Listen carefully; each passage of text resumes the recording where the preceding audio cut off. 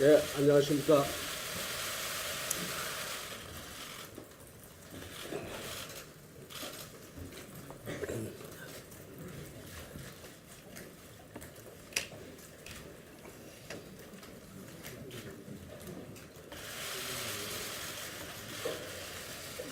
물을 한 잔 좀 주시겠어요? 먼저 모두 말씀하시면 소위로 먼저 말씀하시면 아, 제가 먼저 말씀을 좀 드릴까요? 네, 감사합니다. 뭐 모든 말씀을 뭐 따로 별도로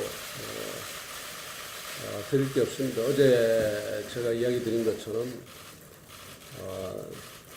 참 상황인 만큼 굉장히 무거운 마음으로 그 이식을 받아서 여러 가지 고민을 하고 있습니다. 머리도 무겁고 마음도 상당히 무겁고 그렇습니다. 그러나 어쨌든 지금 자유한국당뿐만 아니라 한국 정치의 길을 찾아야 되겠다. 그게 미력이라만 해야 되겠다는 생각을 하고 있습니다.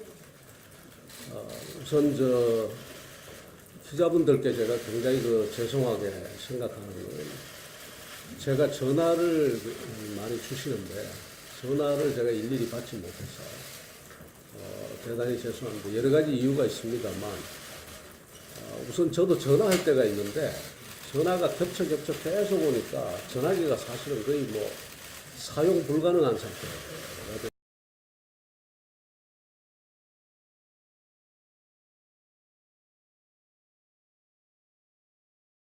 있고 그렇게 해서 전화를 못 받는다는 걸 좀 이해해 주시면 감사하겠고요.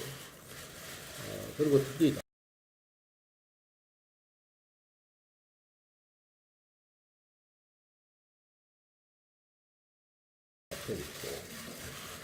그렇게 해서 전화를 못 받는다는 걸 좀 이해해 주시면 감사하겠고요.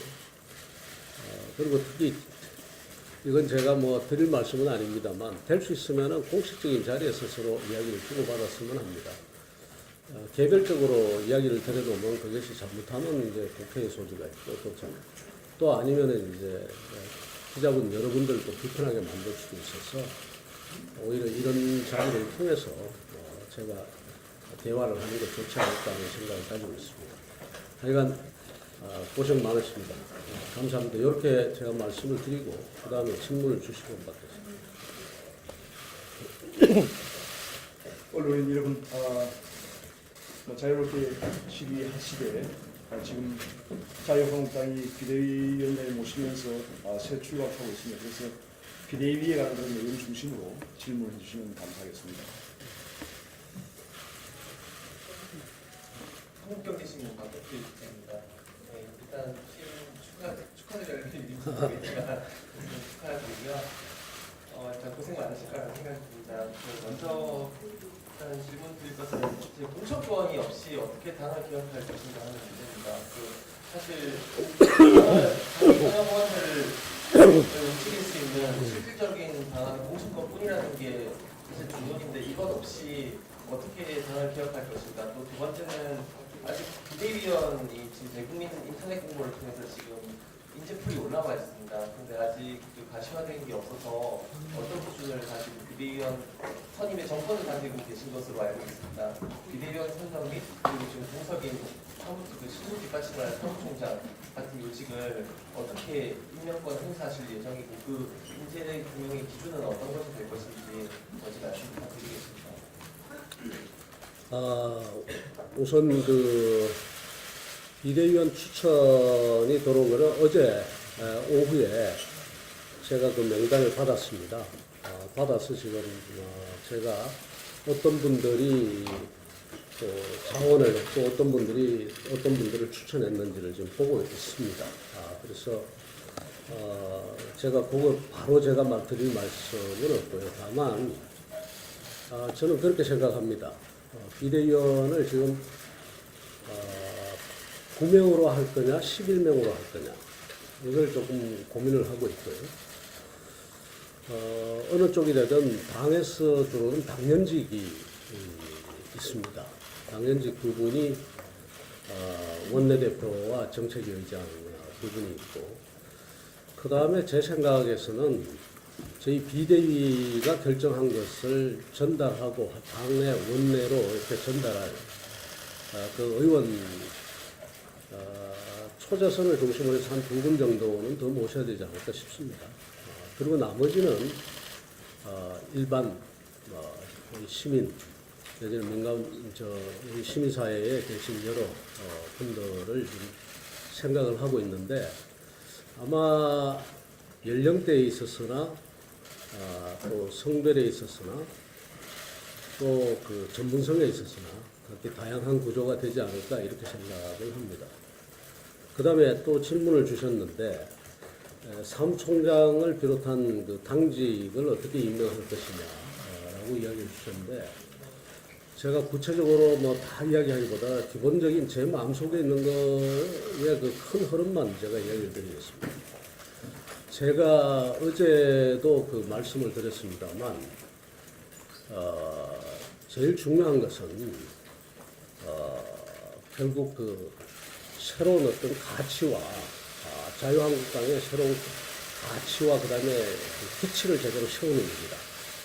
이렇게 생각을 하고 있습니다. 그렇다면은 결국은 이제 제가 생각하고 있는 것이, 제가 생각하고 있는 여러 가지의 가치나 또 세울 그 기치가 옳은 방향인가에 대해서 여러 가지 토론도 있고 앞으로 따르겠습니다만, 일단은 대단히 뭐 의원님들이나 아니면 당원들께 어떻게 보면은 뭐라 그럴까요? 좀 꾸지람을 들을 수 있는 것 같기도 하지만, 제가 생각하고 있는 그런 가치, 이념, 또 그다음에 기치, 이것을 가장 잘 아는 분을 이것저것 가리지 않고 임명을 했으면 합니다. 그래야지만 제가 생각하고 있는 그것이 이 당의 안과 밖으로 또 내부로 빨리 전파가 될 수 있다 이렇게 생각을 합니다. 그래서 결국은 그런 어떤 저하고 오랫동안 그러한 가치를 가지고 이야기를 해오셨던 분들, 그런 분들을 좀 중시하겠다 말씀을 드립니다. 어제 언론 보도에 한국이정 당원회의 사장에게 골프 접대를 받았다는 보도랑 관련해서 접대라고 하기는 좀 곤란하고요. 말하자면 그 프로암대회에 초대를 받았습니다. 뭐 여러분들 아시겠습니다만 우리가 그 LPGA든 KLPGA든 정식 시합을 하기 전에 프로암 대회가 있고, 그 프로암 대회에 사회 각계각층의 여러분들을 초대하는 경우가 있는데, 그 초대를 받아서 갔습니다. 초대를 받아서 갔는데, 솔직히 그 비용이 얼마나 들었는지에 대해서는 제가 알 수가 없습니다. 그냥 상식선에서 골프 프로암 대회 골프를 한번 하고 뭐 오는 정도인데, 그 비용이 과연 그 김영란법, 말하자면 청탁금지법이 규정하는 그 범위를 넘었느냐 안 넘었느냐는 제가 알 수가 없죠. 근데 어제 마침 제가 기사도 봤습니다만, 당시에 그 대회를 주최했던 그 대표께서 그 범위를 넘지 않는 그 법의 범위를 넘지 않는 범위 안에 있다라고 이야기를 하셨는데, 그것 또한 저는 모르죠. 그래서 한번 기다려 주십시오. 서로 의견이 다르니 어느 쪽이 더 옳은 것인지 결론이 나지 않겠습니다. CBS 박성원 기자인데요. 네. 이번에 비대위 출범하기 전에 김성태 대표 권한대행 사건은 이게 이번에 출범하는 비대위의 총선 공천권의 영향력을 행사할 수 있는 뭔가 그런 권한을 주겠다고 했는데, 이 인적 쇄신에 대한 뭔가 이 구상이 있으시면 좀 일각에서는 당협위원장 규정이 될 수도 있다, 뭐 여러 가지 얘기가 나오는데 어떤 구상을 가지고 계신지가 궁금하고, 또 한 가지는 이제 보수 통합에 대한 해서 또 어떤 생각 드신지가 궁금합니다. 앞서 그 질문이 우리 한국경제기자께 주셨는데 제가 깜빡했습니다. 죄송합니다. 네, 그래서 지금 이제 다시 또 질문이 나왔으니까 같이 이야기 드리도록 하겠습니다. 공천권을 어떤 형태로 저한테 공천권을 보장한다든가 준다고 해도 우선 제 자신이 믿을 수가 없습니다. 왜냐하면 선거가 2020년인데 비대위가 아무리 길게 가도 그렇게까지 공천을 할 수 있을 정도로 갈 수가 없는 것 아닙니까? 그래서 지금 준다고 하고 그때 가서 무슨 공천심사위원장을 맡긴다, 뭘 한다 해도 그것은 정치적인 약속이고 그 서로가 지키기가 어려운 약속이 되거든요. 그렇기 때문에 저는 애초에 공천권과 관련된 일체의 권한을 제가 어떤 권한도 받을 것이라고 생각해 본 적이 없습니다. 다만 굳이 이제 솔직하게 말씀드리면 무슨 권한을 가지고 있는가 하면은 당 대표로서 당의 위원장을 교체할 수 있는 권한은 저는 가지고 있다고 생각합니다. 그러나 그것 또한 지금 현재 이 시점에서 지금까지 과거에 무엇을 했기 때문에 과거에 이런 일 저런 일 아니면 이분하고 친하고 저분하고 친하고 했다는 그런 거 가지고 지금 하는 것은 이미 한번 우리가 당협위원장 얼마 전에 한번 다 선출하고 조정하고 다 끝났지 않습니까? 그러니까 결국 뭔가 하면 지금부터라고 생각합니다. 지금 이 순간부터 제가 말씀드린 가치를 바로 세우고 이념 체계를 바로 잡고 그 다음에 또 그 기치를 바로 세우는 그런 일에 정말 얼만큼 동참을 하느냐.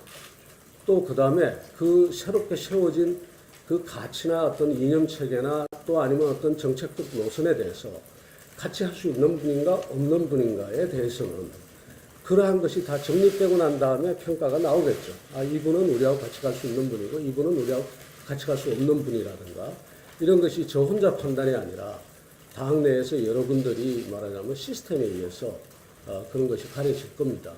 저는 될 수 있으면은 그렇게 말하자면 가려지는 분들이 정말 한 분도 안 계셨으면 좋겠고요. 그래서 다 같이 새로운 어떤 기치와 깃발을 들고 가치를 앞세워서 그 미래를 향해서 다 같이 갈 수 있으면 좋겠다. 이렇게 생각하고 그것을 위해서 끊임없이 노력할 겁니다. 탈락자가 한 분도 안 계시게. 그렇게 할 텐데, 그러나 그럼에도 불구하고 신념 체계가 전혀 다르다든가, 또 그렇지 않으면 뭐 정책적인 방향을 도저히 같이 말하자면 공유하지 못하겠다는 분이 있으면은 우리가 서로 길을 달리할 수도 있겠죠. 그래서 이정민 기자님이랑 한간에는 공천권이 없다고 말은 하지만 네. 공천권이 없다고 말하지만 한 전당대회에 만약에 출마를 해서 무력표가 대통령 공천권이 생기게 되는데 물론 이제 좀 이르지만 당에서 후속하고 나면은 이제 차기 전당대회에 출마하실 의향이 있으십니까? 나간다 안 나간다 이렇게 명확하게 명확하게 답하겠습니다. 저는 비대위가 끝나면 전당대회에 제가 나간다는 게 말이 안 되죠. 말하자면 비대위에서 저는 끝나야 됩니다. 비대위에서 끝나야 되고, 다만 비대위를 잘 성공적으로 하게 되면은 아마 그 성공적으로 한 데에 따른 어떤 영향력 행사, 그것이 어떤 당에 대한 영향력뿐만 아니라 우리 정치 전반에 걸쳐서 영향력 행사라든가 이런 것은 가능할지도 모르겠죠. 그러나 직접적으로 당의 일에 개입하는 일도 없을 겁니다. 혁신위는 혁신위로서 이걸로서 끝내고, 저 또한 비대위는 비대위로서 끝내고, 비대위원장도 그 자리에서 끝나는 것이 도리다. 이것이 물러나는 것이 한국 정치를 위해서 저는 맞다고 봅니다. 노무현 정부에서 요직을 줬었는데요. 그 이후에 들어서는 이명박 정부하고 박근혜 정부에서 이제 노무현 정부 때 정책이 많이 뒤집어지고 이렇게 많이 전복되는 일이 있었는데 이명박 박근혜 정부에 대해서 평가하시잖아요. 어떻게 생각하세요? 한마디로 평가하기가 굉장히 힘이 들 것 같고요. 다만 이것만 제가 이야기를 드리겠습니다. 아마 지금 여러분들하고도 두고두고 아마 토론을 해야 될 거라고 생각을 하는데,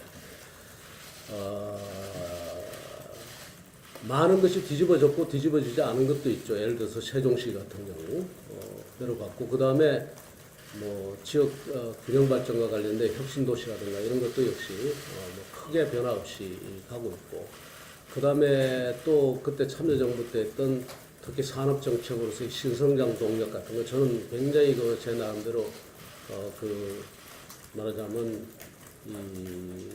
뭐 정성을 많이 쏟았던 그런 부분인데, 그것도 역시 이명박 정부 때 이어진 부분들이 상당히 많았고요. 그것뿐만 아니라 여러분들 아시다시피 한미 FTA라든가 그 다음에 또 저 제주 해군기지 문제라든가 이런 부분에서 역시 그 연속성이 상당히 없지 않아 굉장히 많았다라고 이야기 드릴 수 있고요. 다만 한 가지 제가 이야기 드리는 것은 서로 역사 인식에 있어서 조금 다른 부분들은 있었다.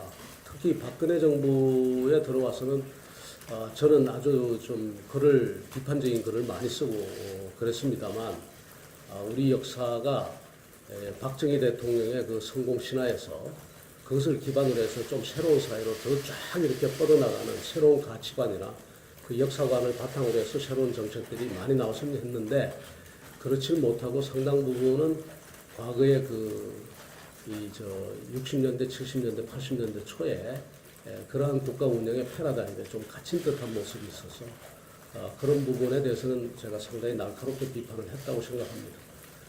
두 대통령이 지금 다 감옥에 가 있잖아요. 그 부분에 대해서는 어떻게 생각하세요? 우리 역사의 아픔이죠.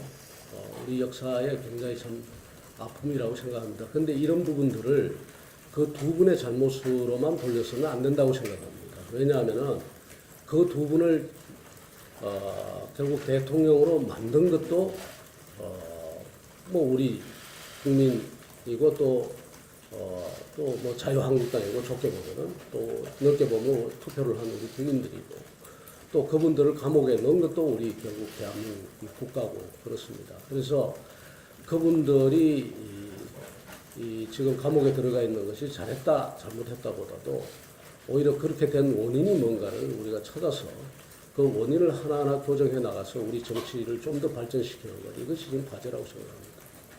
당내에는 지금 박근혜 대통령이 그렇게 탄핵을 당하고 감옥에 가는 것을 받아들이기 어렵다는 생각도 있는 걸로 알고 있는데, 예. 어떻게 개인의 신념에 따라서 우리 사회도 그렇고 당 내부에도 지금은 그렇습니다만은 다양성이 존재하는 것 아니겠습니까? 어떤 분은 못 받아들이고 어떤 분은 받아들이고, 또 어떤 분은 그 위에서 반성을 하고, 아니면 어떤 분은 거기에 대해서 또 말하자면 좀 더 저항적인 의견을 가지고 있고, 앞으로 이야기를 다 들어보고 이런 분이든 저런 분이든 간에 아마 똑같이 동의를 할 것 같습니다. 우리가 지금 그 두 분 대통령이 들어갔다 안 들어갔다 그 이야기보다도 이 당이 결국은 미래로 가기 위해서는 새로운 것을 찾아서 가야 된다는 데 대해서는 저는 다 일치된 의견을 가지고 있으라고 봅니다.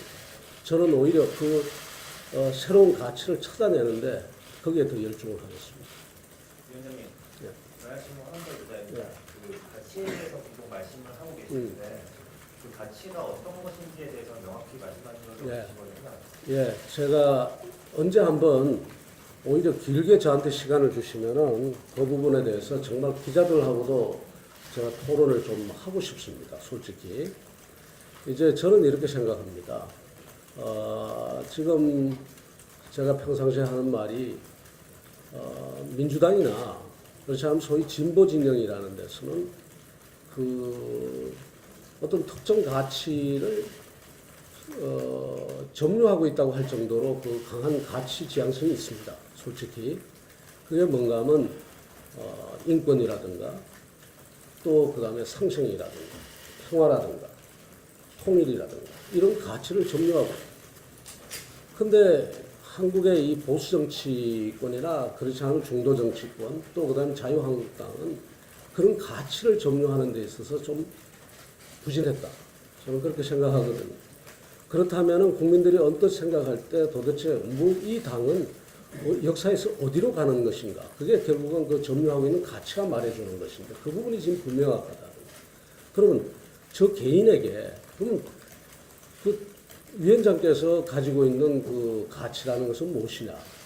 가장 기본적으로 저는 모르겠습니다. 이것은 당원들이나 우리 의원님들이나 당협위원장들하고 치열하게 논쟁을 해야 되겠지만 지금 현재 저를 보고 이야기하라면 여러 가지가 나오겠죠. 그 중에 하나가 자율의 개념입니다.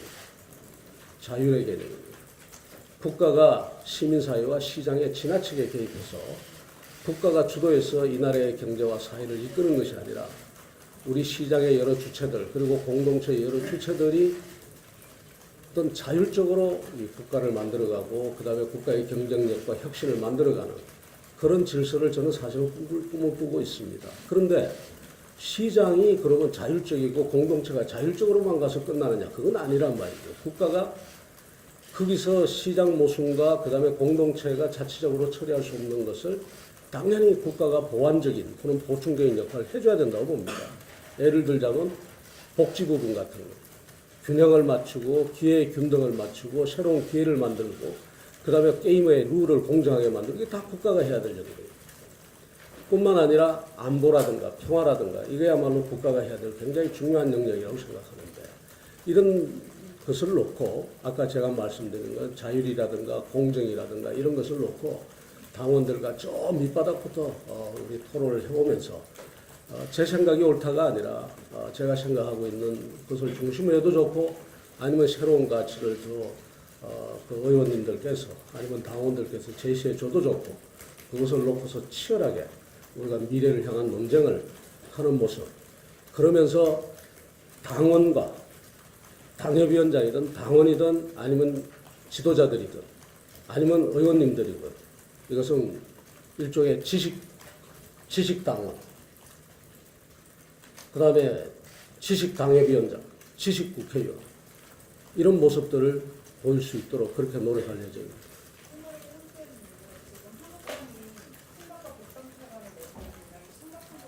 네. 네. 예, 아까 제가 말씀드린 것처럼 과거 지향적인 측면에서의 인적 청산은 저는 반대입니다. 오히려 지금부터라도 우리가 새로운 것을 내놓고 그 새로운 것을 기준으로 삼을 때까지 열심히 노력해서 새로운 기준과 새로운 기준을 만들고 그 기준에 입각해서 우리가 같이 갈 수 있다 없다를 제가 판단하는 것이 아니라 시스템이 그리고 이 당원들이 또 원내 구성원들이 저는 판단할 수 있을 것이라고 생각합니다. 제가 이 비대위원장을 마칠 때쯤 되면. 많이 말씀해 주셨는데 가치를 새롭게 구현할 수 있는 최소한의 기간이랄까? 비대위의 최소한의 기간은 어느 정도 될까요? 예, 굉장히 그 논란의 여지가 있는 겁니다만 저는 제 나름대로는 그렇게 잡고 있습니다. 이것이 올해는 넘겨야 된다. 최소한 올해는 넘어가야지 그런 일을 할 수 있지 않겠냐. 우리가 토론을 하고 그 다음에 의견을 모으고 하는 일들이 올해는 넘어가야지 될 것이다. 그리고 실제로 또 전당대회를 하고 하는 것이 이 국민들에게 정기국회 동안에 그 전당대회를 하고 하는 모습들이 국민들에게 얼마나 바람직하게 비춰질 것인가에 대한 걱정도 있고요. 또 그다음에 제가 필요로 하는 기간이 있고 그렇습니다. 원장님 같이 말씀하셨어요.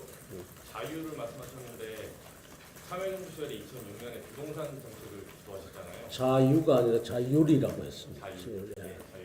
그러면 자율적으로 시장을 두고 국가가 보완한다고 말씀하셨는데 당시에 부동산 정책 쓰실 때 그 세율을 굉장히 세게 매겼다고 비판하니까 그것도 부족하다 이렇게 말씀하신 게 있잖아요. 그럼 지금의 생각으로 자유를 봤을 때 어떻게 보시나요? 이것도 참 긴 이야기가 될까 싶어서 제가 걱정이 됩니다만 짧게 이야기 드리면요. 당시에도 마찬가지입니다. 어떤 걱정을 했는가 하면 부동산 정책에 있어서 부동산 정책만 가지고 이야기를 하자면 제가 두 가지 수단을 생각을 했습니다. 그 두 가지 수단이 뭔가 하면 하나는 대출을 규제하는 겁니다. LTV, DTI를 통해서 대출 규제하는 게 이제 하나의 큰 수단이고 그 다음에 두 번째는 조세를 통해서 그 일종의 부동산 정책을 좀 잡아보는 겁니다. 그런데 사실상은 어느 것이 더 효과가 있다고 믿었는가 하면 LTV, DTI가 더 효과가 있다고 믿고 있었어요, 개인적으로. 그러나 그럼에도 불구하고 LTV, DTI를 먼저 할 수 없었던 것은 그것은 자칫 잘못하면 반시장 정책, 시장에 대해서 국가가 직접적으로 개입하는 것이 될 수 있기 때문에 그것을 오히려 2순위로 미루고 오히려 뭘 가져가는가 하면 국가가 할 수 있는 조세 정책을 가지고 가자고 했습니다. 근데 조세 정책을 가지고 조사를 해봤더니 보유과세가 우리는 다들 아시다시피 OECD 국가의 평균이 보유과세 비율이 약 0.9%, 1%를 왔다 갔다 하는데 한국은 보유과세의 실효세율이 0.2% 안팎으로 되어 있습니다. 보유과세 비율이 너무 높단 말이죠. 그러니까 이것을 보유과세를 꼭 굳이 국제 어떤 평균에 맞춘다기보다는 적절하게 좀 높여주고 대신에 거래과세는 오히려 좀 떨어뜨려주자. 거래과세를 떨어뜨리는 거래과세라는 것은 당시의 취등록세라든가 그 다음에 양도소득세를 좀 내려주자라고 했는데 취등록세를 조금 내렸습니다만 양도소득세를 채 손을 못 보고 제가 그 직을 그만두게 됐습니다. 그런 사연입니다. 아까 질문을 드렸었는데 답변을 들어서 보수통합 문제도 지금 남아있지 않습니까? 그 부분에 대한 생각은 어떠시고 뭐 추진하실 계획이 있으신가요? 통합을 무엇을 이야기를 하시는지 모르겠습니다만 인위적으로 되겠습니까? 저는 결국은 이 자유한국당이 제대로 서게 되면은 그것이 얼마나 흡인력을 가지느냐에 따라서 말하자면 통합이 되든가 아니면 연대가 되든가 또 아니면 서로 또 뭐 더더욱 정치가 발전해서 그것이 어떤 상생의 구도로 굳이 말하자면 연정 이야기 지금 일부에서도 나오고 있습니다만 그런 이야기가 나올지 모르겠습니다만 지금은 그것을 이야기하기보다는 전체적으로 이 당을 바로 세우는 것 여기에 지금 제일 전념을 할 생각입니다. 한 가지 더 질문드릴게요. 그 말씀하신 걸 들으면 그 가치관 이런 것들을 이야기하시는 기부로서 싱크탱크가 굉장히 중요하다는 생각이 들고 또 교수 출신이시기 때문에 또 싱크탱크 여의도 연구원의 중요성을 많이 생각하실 것 같습니다. 여연 이사장을 겸직하시는 비대위원장으로서 차기 원장이 지금 김대식 원장을 그대로 유입하실 생각인지 아니면 그 새로운 인물을 임명해서 좀 여연을 좀 개혁하실 생각이 있으신지 궁금합니다. 당사자한테 결례가 될지 모르겠습니다는 교체할 생각입니다. 왜냐하면은 여의도 연구원 역시가 아니라 여의도 연구원은 이 새로운 가치를 정립하고 새로운 정책 방향을 정하는 데 있어서 가장 중요한 그야말로 저로서는 제일 강조하고 싶은 기구입니다. 근데 그것이 이때까지 얼마나 제대로 작동해 왔는지도 아직도 보고를 못 받았습니다. 다만 저는 다른 어떤 당내의 어떤 조직보다도 굉장히 그 중요하다고 생각하고 있고 그 인선을 고심하고 있는데 한번 두고 봐야 되겠습니다. 그 어떤 분이 좋으실지 어떻게 보면은 어떤 이 일단 정책을 잘 아는 분이 돼야 될 것이고 또 그다음에 조정 업무라든가 이런 것도 상당히 해본분이 돼야 될 것이다 라고 생각을 하고 있고요. 또 그분의 어떤 추진력이라든가 이런 것이 부족하다라고 하면은 뭐 위원장이나 아니면 비대위원장이나 다른 사람들이 오히려 받쳐주더라도 전체적으로 정책에 대해서 좀 포괄적인 그런 이해를 가진 분 그리고 쉽게 저하고 대화가 될 수 있는 분 말하자면 그런 점에서 정책적인 대화가 될 수 있는 분 이런 분이 당내에 우선 없을까 제가 열심히 찾아보겠습니다. 위원장님, 그 이제 선거가 끝나면 보통 이제 객서를 만들어서 선거에 대한 평가를 하고 했는데 네. 이 부분에 대한 계획은 있으신가요? 그 부분은 제가 직접 지금 이렇다 저렇다 이야기 드리기보다도요. 그것은 당연히 우리 비대위가 구성되고 난 다음에 그 다음에 논의를 해서 말씀드리겠습니다.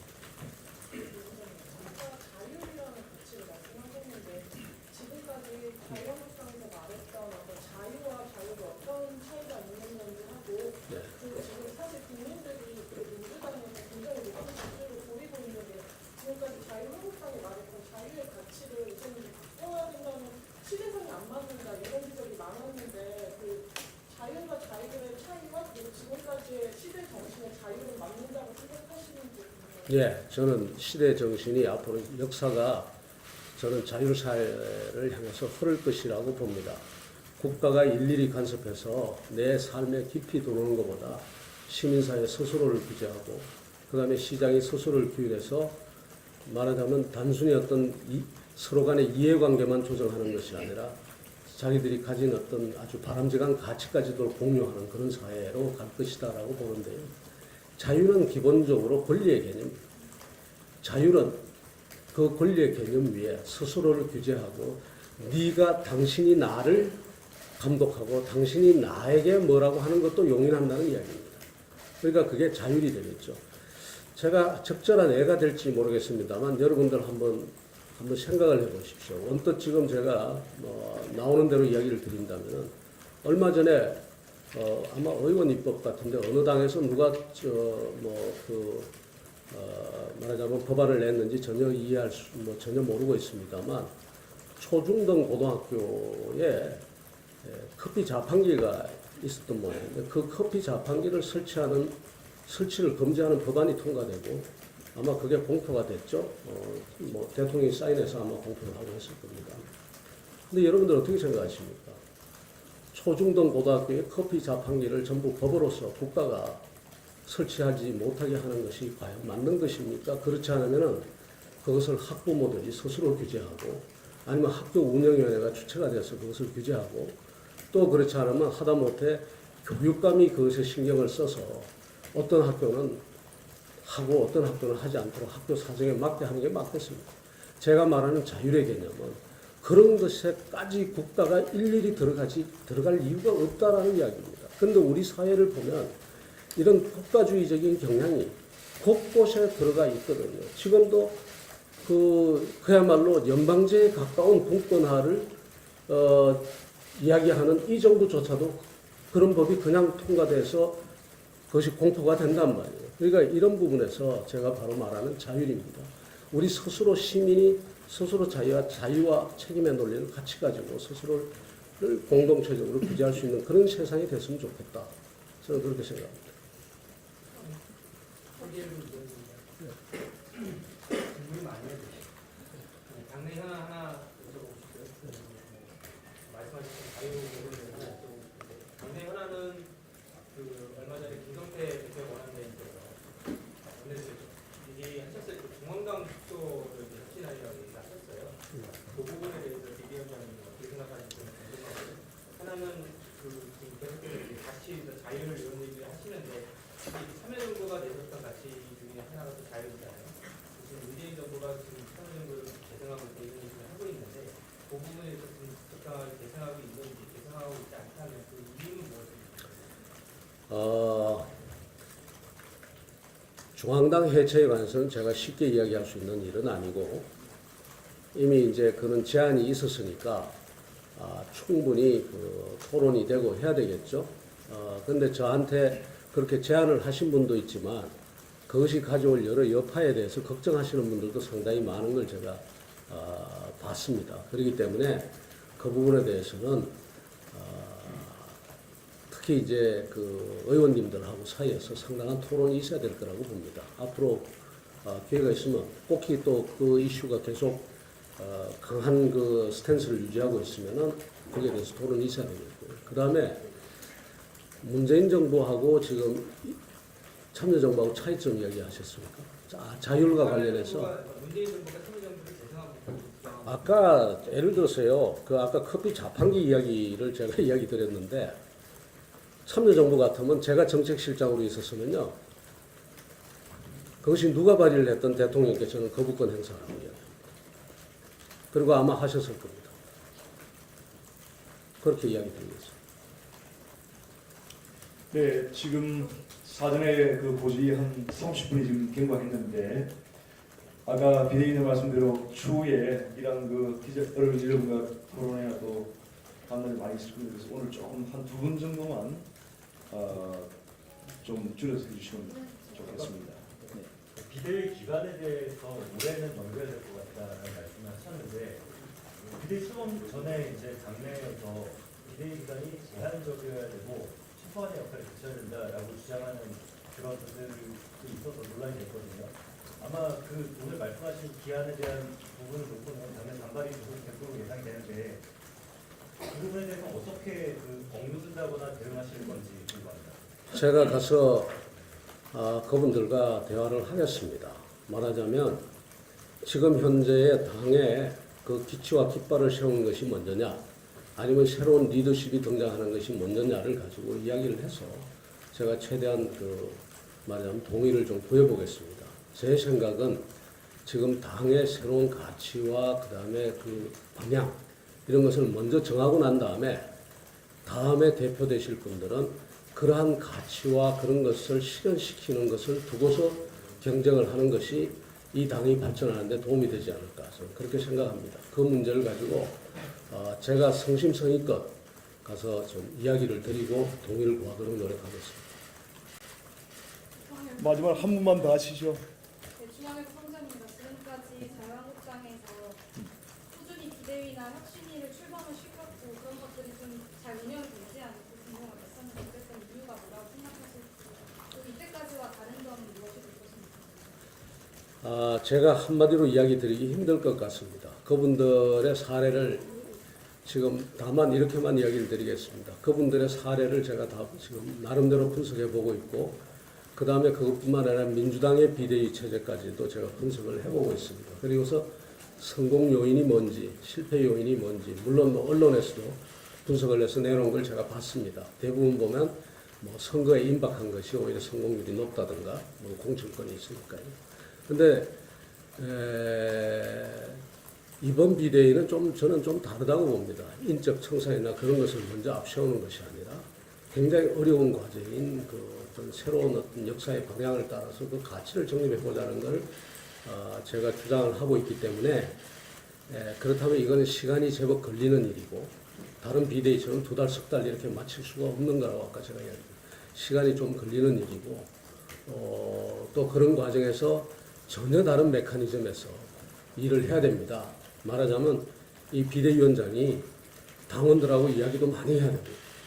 의원님들은 물론이고 당협위원장들하고도 둘러앉아서 엄청나게 많은 이야기들을 해나가면서 우리의 정말 그러면서 투표기라도 들고 다니면서 정말 투표도 해보고 적석 투표도 해보고 이러면서 우리가 그 합치된 하나의 의견들을 모아가야 되기 때문에 전혀 다른 메커니즘에서 작동할 가능성이 크다. 그래서 다른 분의 성공 요인을 분석하기는 분석합니다만 그것이 큰 도움이 되지 않을 거다. 저는 저 나름대로의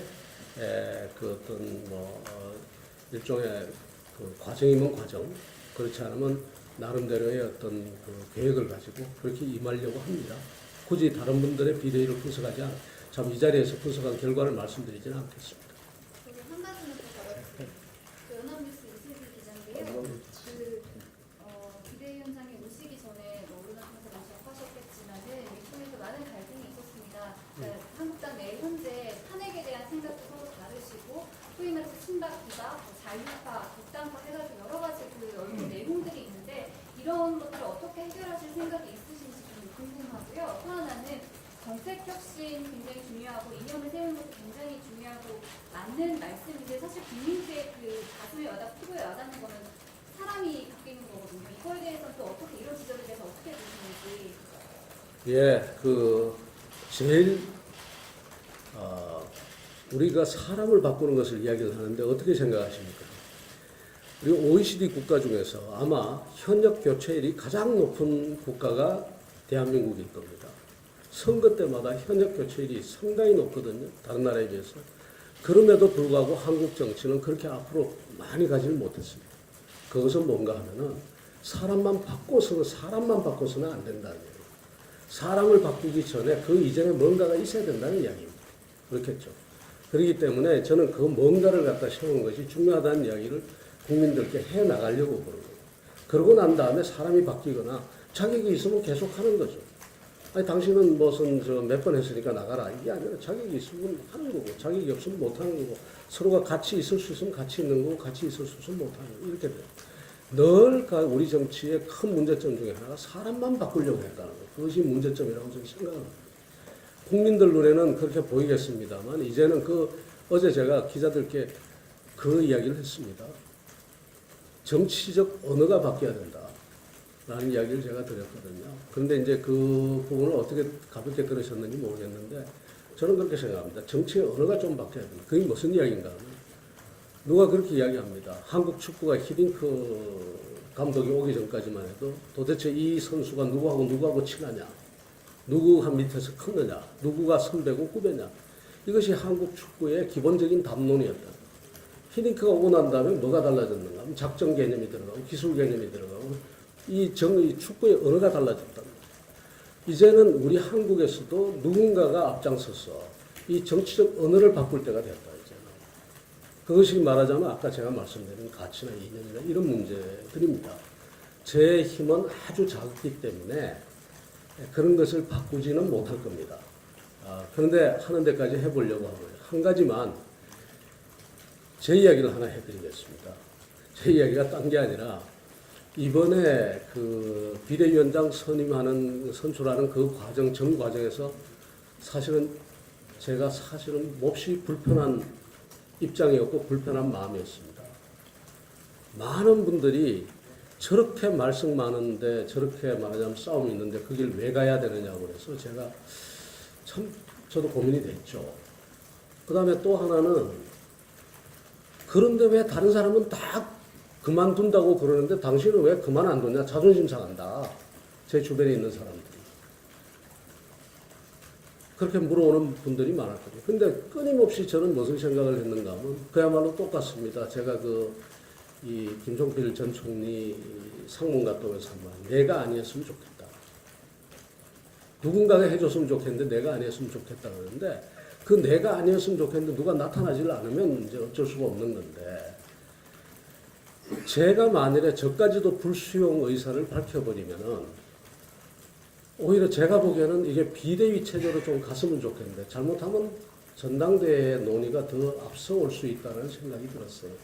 그래서 제가 불수용 의사를 밝히지 않고 당에서 결론을 내릴 때까지 제가 그냥 좀 불편한 입장이지만 있었는데 있다 보니까 내가 아니었으면 좋겠다라고 했는데 결국 제가 되고 말았습니다. 된 이상 하여튼 열심히 해야 되겠죠. 오늘 감사합니다. 네. 지금 오후 2시에 서류 가지고 올 겁니다. 예, 감사합니다. 수고하셨습니다. 협조해 주셔서 감사합니다. 예, 감사합니다. 감사합니다.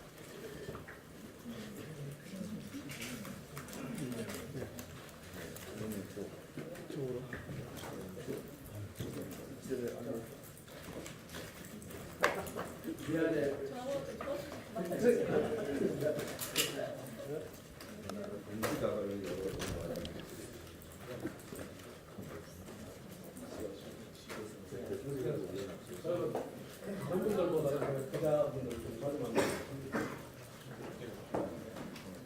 전화 엄청 하더라고요.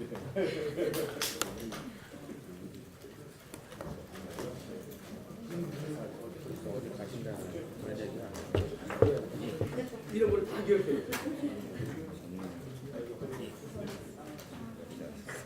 여기 전화.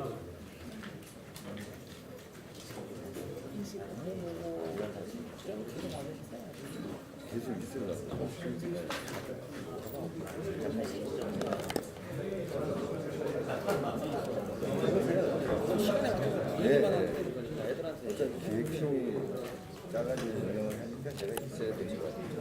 총무하고 지금 비대위 하기 바쁜데 언제 총선 출마를 왜 합니까? 나는 정치 비대위 끝나면 정치 안 하고 싶습니다. 그럼 아직 알겠습니다.